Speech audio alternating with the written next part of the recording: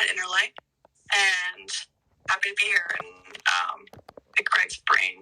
It's always interesting to chat with Greg. Yeah, hi guys. I'm Greg. I think I've spoken to you, some of you a few times before, but I'm a senior software engineer at Interlay, leading the parachain and the client-side Rust development. I'm excited to answer any questions that will come up here, hopefully. All right, brilliant. Before we just get straight into it, how's the streaming coming in? I'm still on Twitter now. Brilliant, amazing. Sorry, you want to say something? You're just rugging a little bit. I don't know if that's just me, but is Remy rugging for you, Greg? I'm getting that too. Cool. Might be because of the room I'm in. Let me just try and move in rooms and see if that works a bit better. Okay. Also, generally, the UK and, very predictable weather probably has a little bit to do with it. How about now?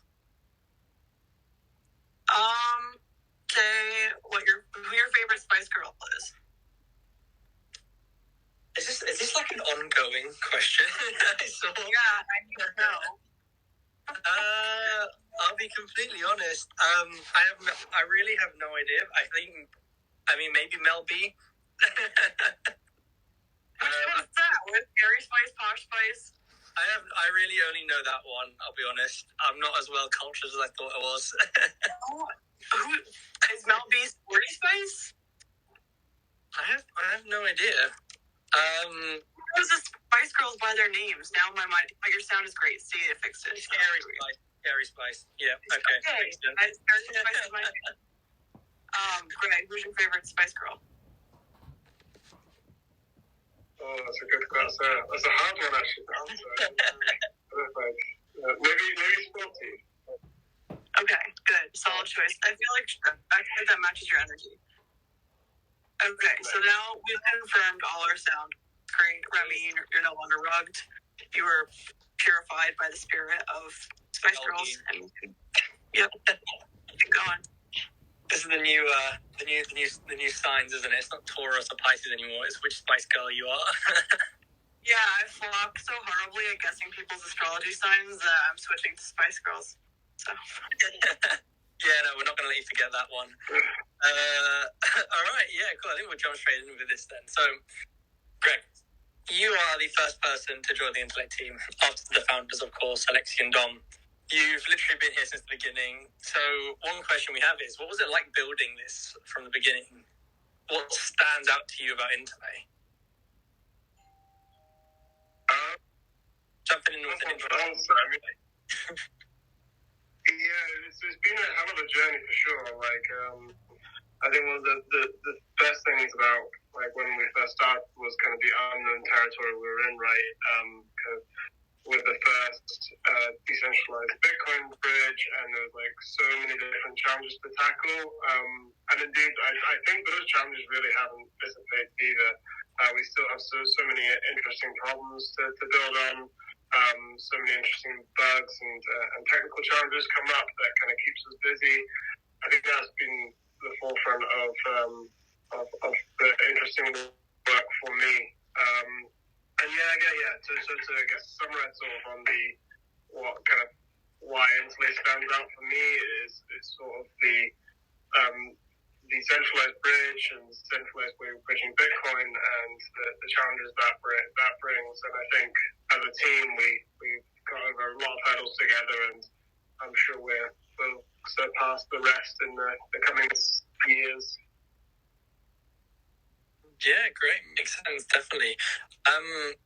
Liv, have anything to add either as well? You've also, been part of Intellay for a fairly long time now as well. So, what's your experience so far being part of it? It's been amazing, honestly. I thought about it the other day, and I was like, okay, months, which is basically a 20-year career in crypto time, which means Greg is basically founder of at this point. I've been here for 6 months, and that's a long time. I'm here at the dawn of humanity. So Yeah, crypto time definitely moves a bit different, I feel like. Yeah, sorry. Several decades in the real world. Yeah, distracted by Rostislav, his question of monopoly money, and I was like, said that monopoly money is deflationary economy because I lose all the money. Actually makes sense, yeah. Every time I play, it's had the same Monopoly game for like 20 years. It's just every time it's different. It's less, more conflict. So nothing too apart like Monopoly. But yeah, so Interlay, like I've been in the Web3 ecosystem for a long time. I've been using cryptocurrency for much longer. I think I'm going on like 9 or 10 years of actually holding and using Bitcoin, which is like crazy. But I feel the fascinating thing about Interlay is that it connects all the things I love about Web3 because I personally love Bitcoin. I'm a cypherpunk. I love the ethos of Bitcoin, but I also love this new generation of people in Web3 building DAOs and communities and creating art and expanding what the internet and ownership means. And I feel like Interlay is a perfect connection between those two things that I love that formerly felt like two different sides of my interests. Like previously it felt like my passion for Bitcoin was over there and my passion for, NFTs, DeFi, and DAOs was over here. But those two things couldn't be together. And I feel like the most exciting thing about Interlay is that it can bring everything great about Web3 and crypto and the internet all together in one place. So would you say it bridged it? It bridged it. Yeah. It could be bridging it. I have to agree. It's definitely a place where things, honestly, ideas generally come together. I think we've seen that a fair bit. And we have quite a few ideas in the works that are hopefully soon to be flourishing. But yeah, I think jumping on to the next point here. So I think Bitcoin generally is one of the most, if not the most sought after asset in every ecosystem. So currently, true Bitcoin DeFi lies on the Polkadot ecosystem in the form of, as you know, IBTC. But since the goal is Bitcoin on any blockchain, the question remains: where should IBTC bridge to next, and what impact can we have in that ecosystem? So breaking it down, Greg, as a senior software engineer here, the person who's been part of Instay for the longest time, where should IBTC bridge to next? In your personal opinion, that is. I mean, I guess we have to do the official disclaimer. These views are mine and not about my employer, perhaps. But I mean, we can go anywhere, really, can't we? Like, to go back to what Liv was talking about earlier in terms of how much we can get to do on one platform, I really feel that that's actually part of the beauty of Polkadot. It allows so much extensibility and so much customizability, and that can really allow us to explore all these different avenues and integrate some pretty kick-ass technologies. But with regards to like where IBTC should go next, the world's our oyster. I mean, it's going to be super awesome to see. I think Composable's working on an IBC bridge just now. We also got Snowfork working on the ETH bridge, and I believe there's a near bridge coming soon. So with Polkadot, we're going to have so many kind of avenues to explore soon enough. Within Polkadot itself, there's some great parachains and teams kind of working on some cool tech at the moment. I would personally be super interested to see. I heard Manta Network doing like a Polkadot privacy coin. I think if there's sort of an avenue to explore there with IBTC, or even privatizing it in some way, I think that would be like so cool. But of course, there's plenty of other parachains and teams on that we can also integrate with. Yeah, makes sense. Perfect, thank you. And Liv, how about yourself? I just saw Timbotronic said, has there been any discussion on whether we should bridge Dogecoin? I don't know. I do not comment on that. But I personally find the Ethereum community so nowadays is being referred to as a community of communities, and the thing that excites me about blockchain ecosystems, of course, there's like the financial benefits, there's a lot of people are focused on that, but for me the exciting part comes with DAOs forming sort of these like new societies around shared interests, and I feel like Ethereum has enabled that for a lot of people. So finding a way to bring those two things together, since for a lot of people Bitcoin is like their first experience with cryptocurrency, and there's so much value in the actual structured framework that Bitcoin gives us. And I remember recently learning, I'm not a technical person, so disclaimer, but I remember learning that like Polkadot has allowed Interlay to inject parts of the code of Bitcoin into our protocol, I believe. Right, correct me if I'm wrong. But that to me was like mind blowing, because the idea of sort of like combining, like literally taking code and information from these different, taking the best parts of each ecosystem and bring them together, having the security and the public ledger aspect of Bitcoin, and combining that with this like community building aspect of Ethereum, that to me is super fascinating. But I know smart contracts are difficult to combine, but I think somehow making a more seamless transition to the Ethereum network would allow us to really expand our community and bring a lot of diversity of interest and diversity of community into Interlay and the whole crypto ecosystem. All right, brilliant. Thank you. Yeah, I definitely have to agree with you on that one as well. I think there's so many ecosystems out there, Cosmos, Ethereum, that we could definitely, have potential partnerships and collaborations with. I think the description for Ethereum, the community of all communities, really is, that's what it is.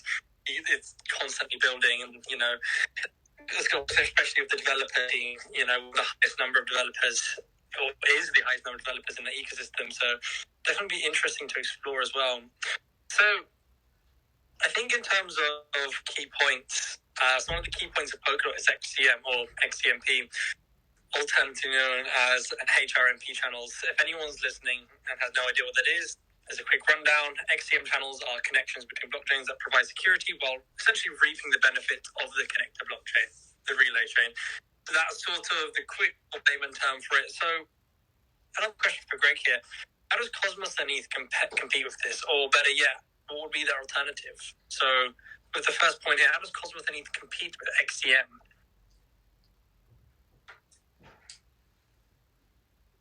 It's a good question. I would prefix that by saying I don't think they necessarily compete. I think both technologies can live. They both serve different purposes and can serve to support each other in different ways. But there is some key differentiators. I think I could just check my notes. On sort of the security side, right? So IBC doesn't have any trust assumptions. Or rather, two like independent blockchains can connect via IBC, and there's no trust assumption between them, and it just depends purely on the security properties of their light clients. Whereas if we look at XCMP, we rely more on the relay chain for their shared security model, and that's in order to enable message delivery across parachains in particular, and Polkadot and Kusama. This also has assumptions like baked into it, such as like the shared state model, based on the Polkadot's consensus. Also, I've noted both kind of the IBC and the XCMP kind of message architecture is quite generalized, so they're also both fairly extensible. On the Ethereum side, I'd probably equate that similar to sort of the XCMP Polkadot architecture, except with the distinction that kind of the sharded setup is specifically based on where each shard supports the same virtual machine, so there'd be like harder assumptions baked into the model there. Whereas with something like Polkadot's security model, each shard can support different runtimes. So I think those are the main differences. Does that answer your question, Remy? Yeah, for sure, definitely. I was a bit curious about shards. Could you dive in a little bit deeper on those ones? Well, in shards, Ethereum, I can't speak to super in depth because it's been a while since I've looked at the technology, but you can equate them similar to the model that's being used by Polkadot, right? Where you have these parachains, you have the relay chain, so you can look at it sort of like a tree where the shards rely upon the state of the relay chain for validity. Yeah, I see. Okay, that makes a lot more sense now. Okay, yeah, great. Yeah, I think that basically solves that question. I think actually leading me on to the next one. So upgrades, essentially, to fork or not to fork. A benefit of Polkadot is essentially the fork upgrades. And now, is forking something we'll expect to see once IBTC jumps into the realms of Cosmos and Ethereum? And if that's the thing, is there any workaround surrounding this?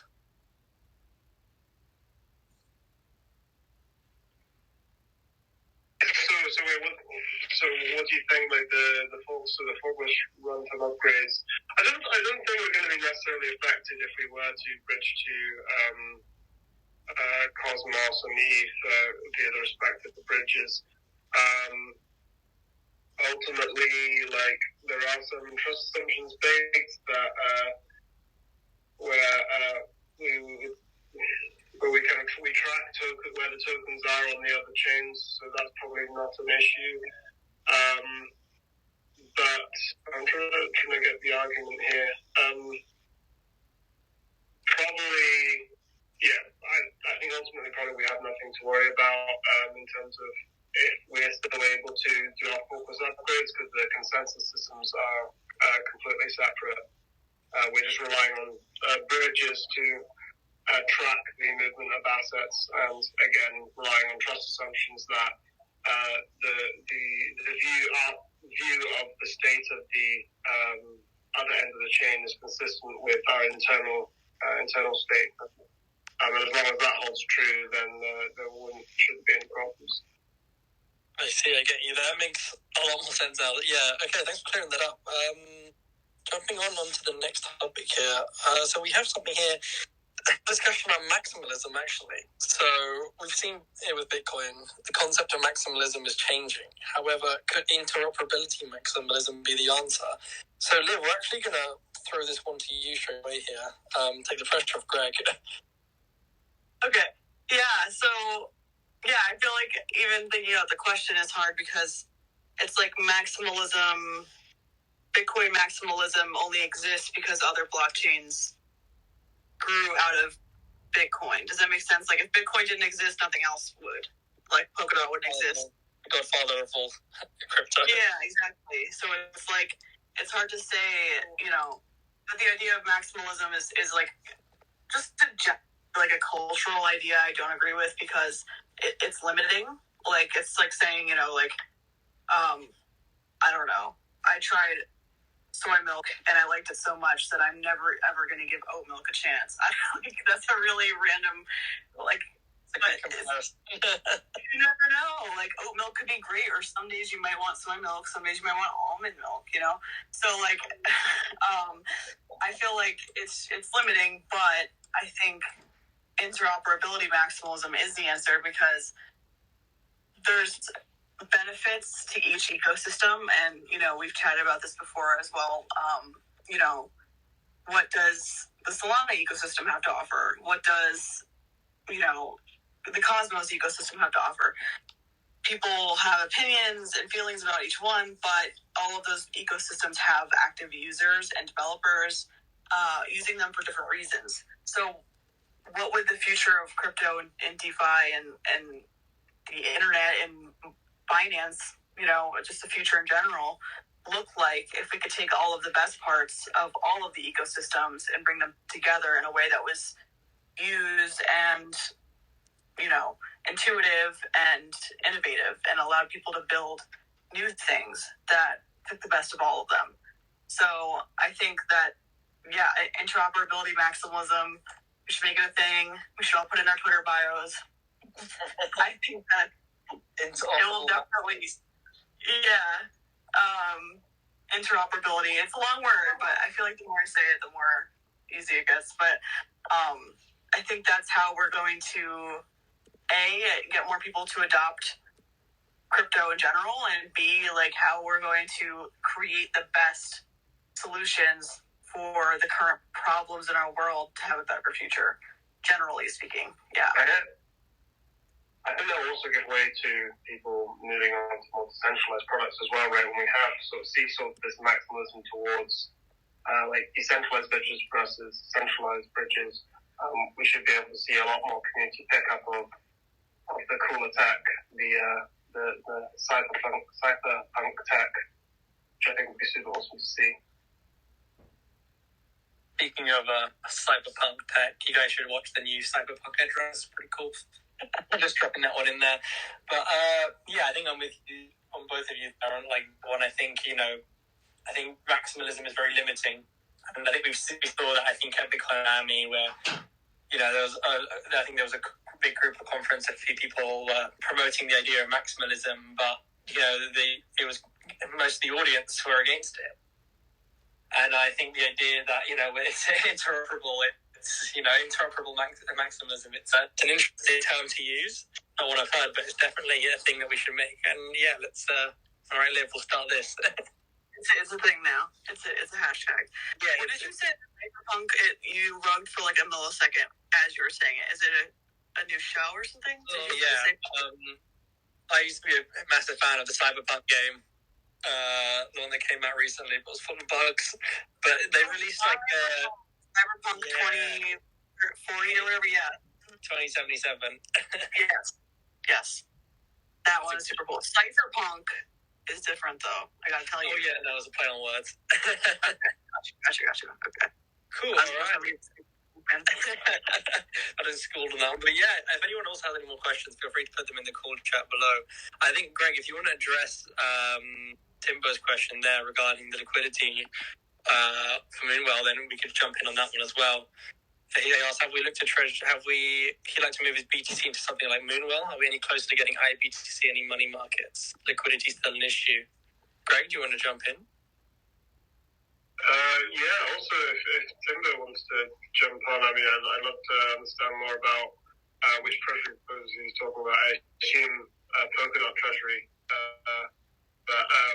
So to answer the original question on sort of liquidity on our side, that's the biggest challenge at the moment is that obviously with the over-collateralized nature of the bridge, there's only so much also wanting to lock up in order to earn the rewards for minting IBTC.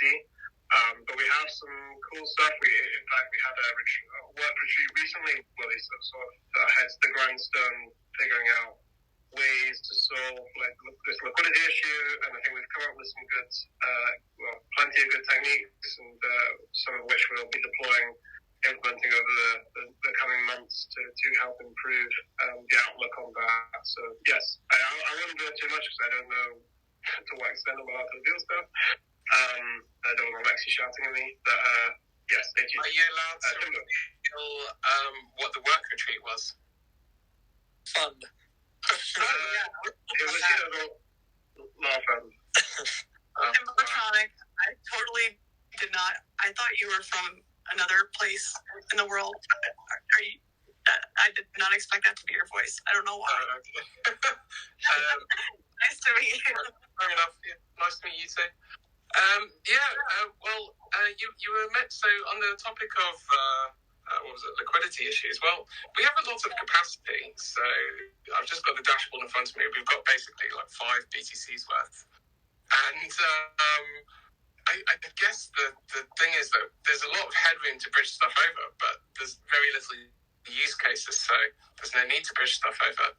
Are protocols like Moonwell saying because there hasn't been enough issued, they're not going to bother to list it? Because isn't that a bit of a chicken-egg situation? It's definitely a chicken-egg situation.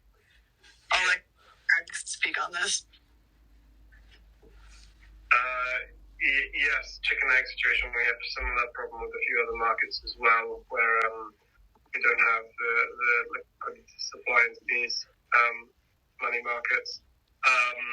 Again, we have some insights coming from the tree. I'm not sure how much I can reveal, but with that, we're basically taking sort of this chicken and egg situation into our own hands in order to move to the next step. So we're actually looking at potentially building more DeFi products into the bridge itself in order to enable basically the hatching of this egg, right?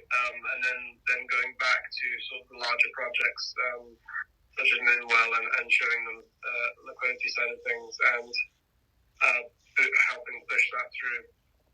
Does that answer your question, Timber?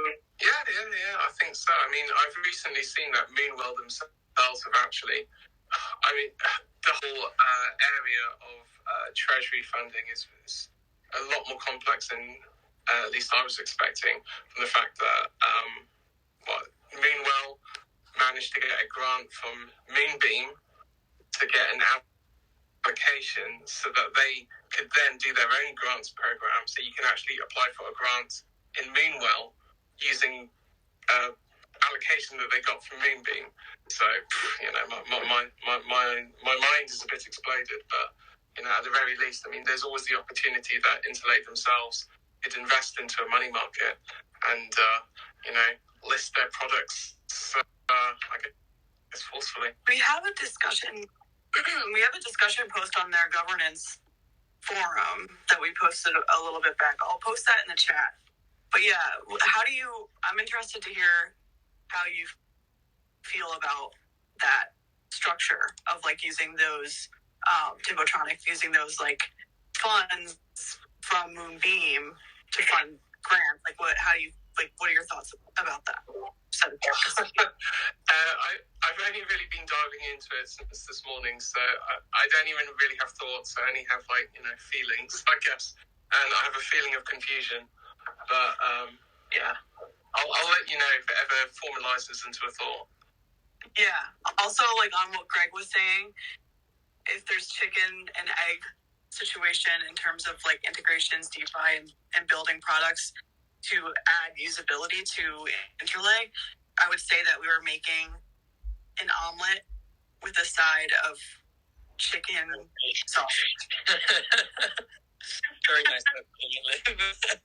Yeah, better than my analogy anyway.